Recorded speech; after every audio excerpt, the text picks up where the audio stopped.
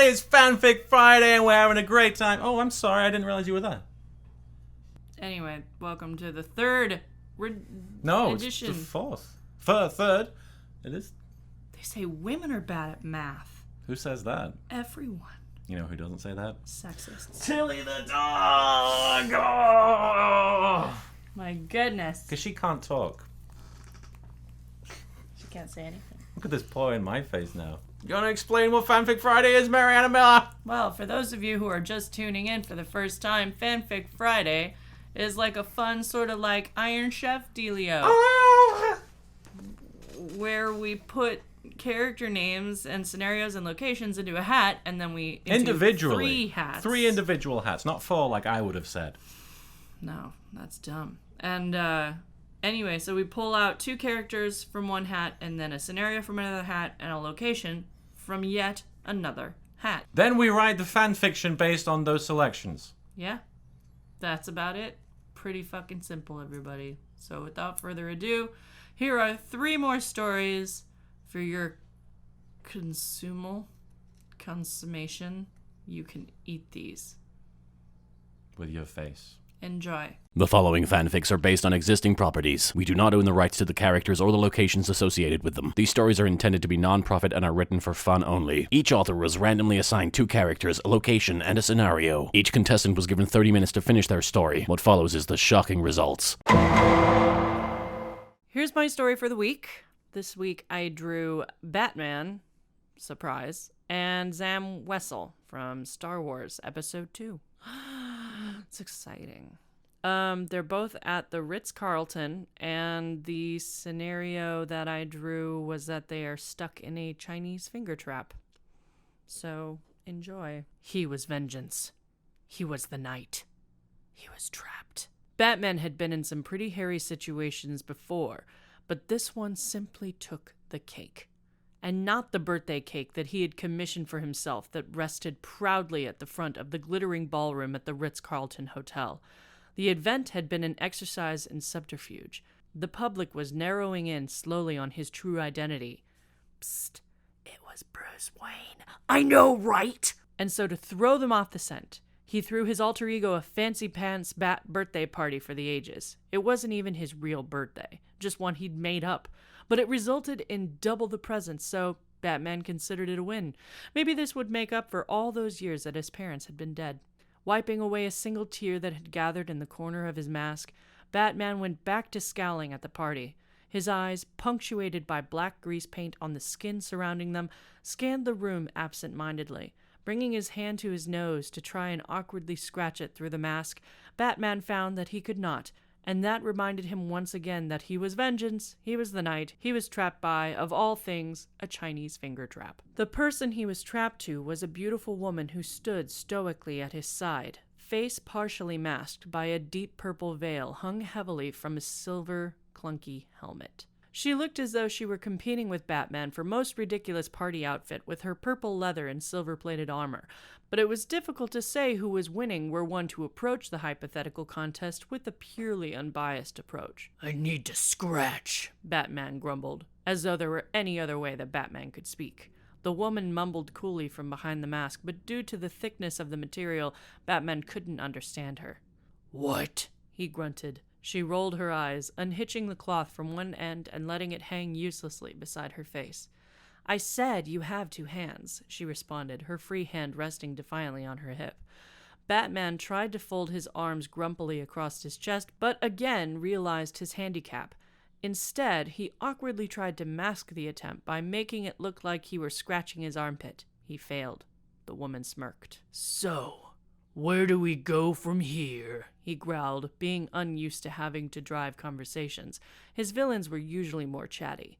Can I at least have some cake? You may not realize it, Mr. Wayne. His real name cut through him like a knife, the armor doing nothing to stop it. But you have quite a few enemies from this little bat stunt you keep pulling.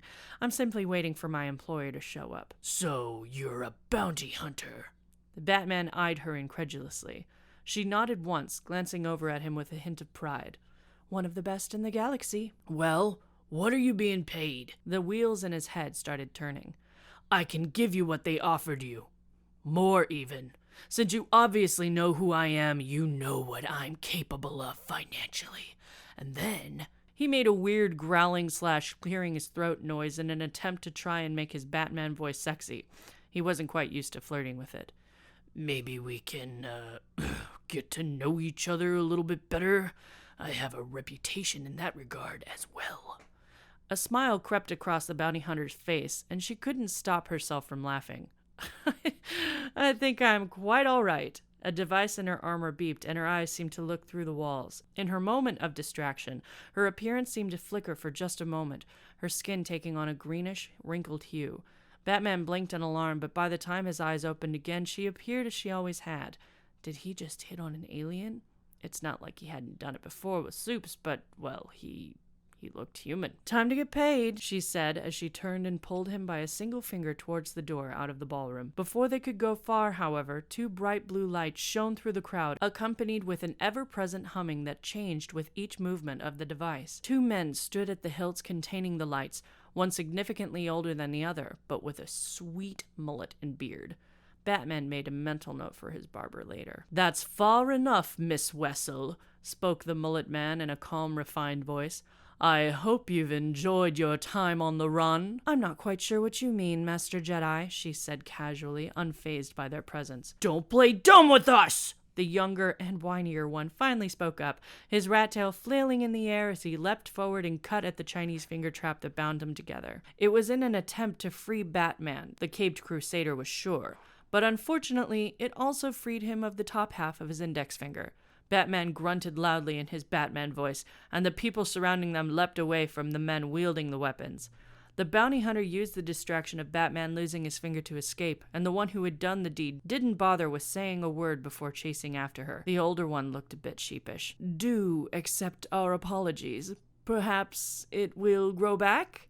He darted out of the ballroom after the other two before Batman could grumble something back in disgust. It was the worst birthday ever. And it wasn't even his birthday.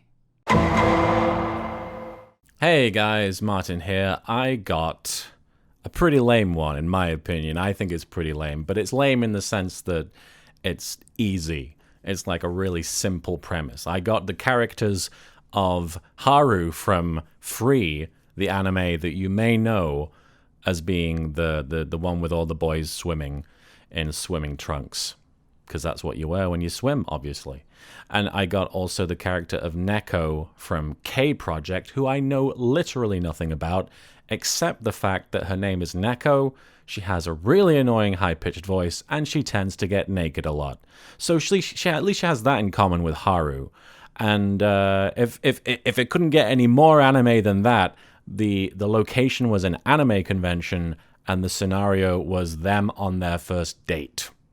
So the fluffiest piece of fanfic that you could possibly ever set me up for, and I kind of wish I went down a more interesting path with it, but I decided to embrace my inner weeb and just have them have a cute date at an anime convention. So hope you enjoy it. I call it Don't Go Chasing Waterfalls. Neko sprung down the dealer's hall with a girlish bounce to her step, her typically naked body clothed in only a loose-fitting shirt that managed to unnaturally twist and flutter with her movements in a desperate attempt to cover her bouncing girlish parts. She squealed with delight as she saw yet another teenage girl dressed up as her, though dressed was a very loose term in this instance. Literally a very loose term.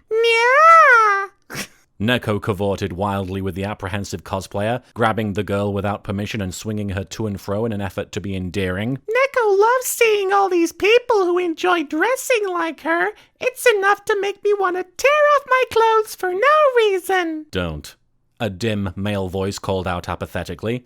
Neko turned, her hands clasped together beneath the cosplayer's chin as she tried almost to twist her neck clean off like an action figure in the hands of an overzealous toddler. She saw her date, the dark-haired boy with the absurd muscle definition, carrying a veritable plethora of water bottles, approaching with a faraway look in his eyes. Haru's eyes gleamed with the light reflecting off the treasure trove of plastic bottles in his clutches. You might get us kicked out of the convention for indecent exposure, and then how would we be able to find the pool area? Neko thinks this convention doesn't have a pool area. Neko's voice was so high-pitched that the cosplayer's ears and nose started to bleed as a result of being in such close proximity. She gave Haru a once-over and noted that he was revealing far more skin than her. She pouted and released the young costumed girl, throwing her arms out in jiggly accusation. Besides, if anyone should be arrested for exposure, it's you with those swim trunks, not leaving much to Neko's imagination. Haru drew closer, standing beside Neko in the crowded dealer's hall.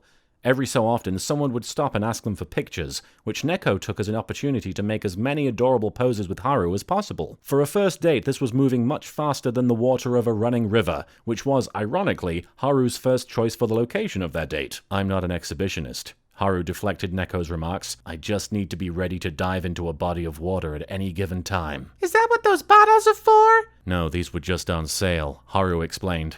Outside the convention building, a man had been rapping about ice-cold water only being $1. Haru had assumed this was water he would not have to transport by himself, so he had slapped a $100 bill into the seller's eager hands. Now Haru was paying the price. Water everywhere, and not a pool to put it in so he could break his personal lap record. If anything, they hinder my ability to swim. This has been a regretful decision. Well, Neko hopes you don't regret going on this date with her, replied Neko, wrapping the shirt tightly around herself as to emphasize her own nervousness.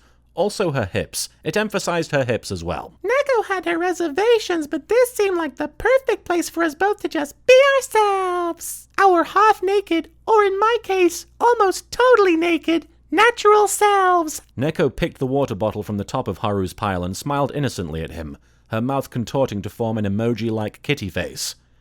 She prized the top off the bottle and drank thirstily, smacking her lips and giving Haru a nya of encouragement. Haru returned her smile in an alternate universe where he was able to do such things. In this universe, he merely closed his eyes and nodded in acknowledgement. Drinking is also an acceptable use for water. When Haru opened his eyes, Neko had disappeared. For a moment, he assumed the dealer's room security had finally located her and had dragged her to some undisclosed location to drill into her the importance of keeping her naughty bits covered. Haru turned and breathed a sigh of what resembled relief. He enjoyed Neko's company, but this date was cutting into his swimming time. He had taken to imagining that the dealer's room was just another pool filled with enthusiastic athletes that dotted from one end to the other. It frustrated him to no end that they hadn't managed a single lap of the place yet. He dumped his water onto the nearest dealer's table, about to wash his hands of the whole event and go find the nearest water park, when suddenly he spotted a wall scroll being sold at this particular booth that moved him. It featured art of Neko, dressed not dissimilar to how she had been mere moments ago, almost as though she had magically jumped into the artist's rendering to escape this banal reality, where everyone has clothes and nobody knows where the pool is. How much for the wall scroll? He asked in monotone. Buddy, you give me all that water and you can have it, the dealer replied, indicating his thirsty staff members. Gift for someone? You might say that, Haru replied, because that's what it is. The dealer was more than happy to retrieve the bottled water from Haru and ignore his strange manner of speaking. Haru turned triumphantly, his face still bereft of emotion, and held the wall scroll out at arm's length, the muscles in his back and torso rippling loudly as he did so.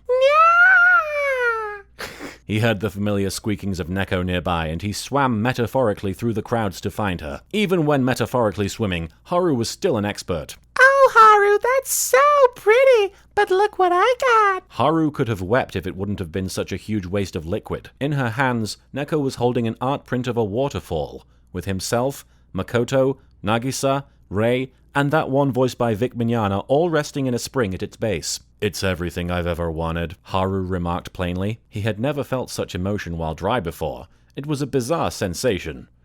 An unofficial bootleg print of me and my friends. Neko likes the way that wall scroll makes Neko look naked even though she's not, Neko announced. They both enjoyed the rest of their time together at the convention, which lasted a whopping 7.5 minutes until they were both escorted off the premises by security because you could totally see their junk. So, I got Skeletor, Clementine from The Walking Dead, at the vet and ignoring someone. Clementine had been holed up in the vet's office for several days now. Food had been in very short supply, but she was making do with the pet food that had been left behind after the apocalypse had hit. She felt bad for her dog Remus that she had growing up, who had to eat this stuff every day and wonder what real food tasted like, since now she was in the same boat. The last group she was with had fallen apart, and she wasn't too keen on finding new people to add to her life. No one could be trusted too easily, and she had made plenty of friends and lost them too quickly to feel like it was worth ending the loneliness she dealt with. She realized for the late afternoon it had suddenly gotten very quiet. No bug or bird was making any movement or sound, which meant something was close. She had an axe and a makeshift bow with some poorly assembled arrows, but she was still new to learning how to shoot properly. She clenched her axe as she began hearing footsteps. They were placed with purpose and sounded like the gait of a live person, but you never knew if someone was friend or foe until they're deciding whether or not to kill you and take your supplies. She had also had the misfortune of an infected person being so warped that they thought they should already be killing people, and murdered too before ending themselves. Whatever was coming, she had seen the worst and was expecting it. The footsteps were now heard outside of the main door. The lock was broken, her own handiwork thanks to an axe ruining the mechanism, but the door was still intact. She had only moved a smaller shelf in front of it with some heavy chairs behind it, but anyone with a remote amount of strength wasn't going to have a hard time getting through. She sat underneath the reception desk, waiting to deal with the coming fight or flight response she would be subjected to, preparing for what she knew would have to be fight or die. She was quickly thrown off her normal game when a very clear "Nya!" pierced the air. She wasn't ready to reveal her location just yet, but hoped whoever they were would just leave rather than investigating. Hello? Beast man? This seems like a place you would hide, you fool! Reveal yourself! This dude was obviously off his rocker. Her curiosity almost made her peep over the top of the counter, but a swift movement that sent the door tumbling off its hinges and across the room with the shelf and chairs terrified her. Dust was settling as she heard footsteps enter the main room. She knew this would be the only moment to catch the trespasser off guard. She rose quickly from her hiding place with the end of her axe in her hand, ready to hurl it at the person in the room, but felt it slip from her hand as she saw a massive purple-bodied man with a skull for a face. He quickly turned his face, if that was a face, to her and screeched, "I am Skeletor!" To which Clementine screamed in horror. Was he dead or alive? She couldn't tell, and wasn't sure if she wanted to know. Either way, he was like a car wreck and she couldn't look away. "Who are you?" she began to say, before being cut off by, "Master of Evil! I have come for you, He-Man, so we can end this once and for all!" Whoever he was, this guy seemed to have no inside voice whatsoever. "Are you infected? Why are you purple? And where is your face?" Clementine was starting to fall back into the severity of her own reality, and noted in her mind that there were always going to be things she didn't expect at this point. "Those fools have no idea what's coming. I will be the victor this day, and I will do it with or without your help, Beast Man." The skeleton face man looked, if you can call it looking without having eyes, around the room and saw that no one but the small human was present, so he turned to leave. "Wait!" Clementine called after him. "What's happening? This doesn't make sense. How are you a walker and alive?" She jumped the counter to follow after him. He was walking at a very odd pace, as if his joints were stiff and he were constricted by some unknown force. Maybe he was a hybrid, something she'd never seen before that was going to go wild on some town. Whatever he wasn't human anymore, and she didn't want to be the one that let the first one escape to kill other innocent people. Her chances of success were slim, but she ran at top speed with her axe in hand and swung with all her might as she jumped to hit the back of his skull. She had executed so many zombies in the past that she knew her hit was deep and precise enough to drop him in an instant. She was alarmed when she got up from her heroic landing after the strike to find that Skeletor was still walking down the path, making random garbling noises of as he strode completely unfazed away from her with the axe sticking firmly in the top of his skull. She stood wide-eyed for a moment as she watched the hulking figure raise and lower his hands, still making the unintelligible noises at what appeared to be trees and patches of grass. About 70 feet away, he stopped dead in his tracks and pulled the axe with an indescribable noise of wet brain mass and skull dislodging themselves from the weapon.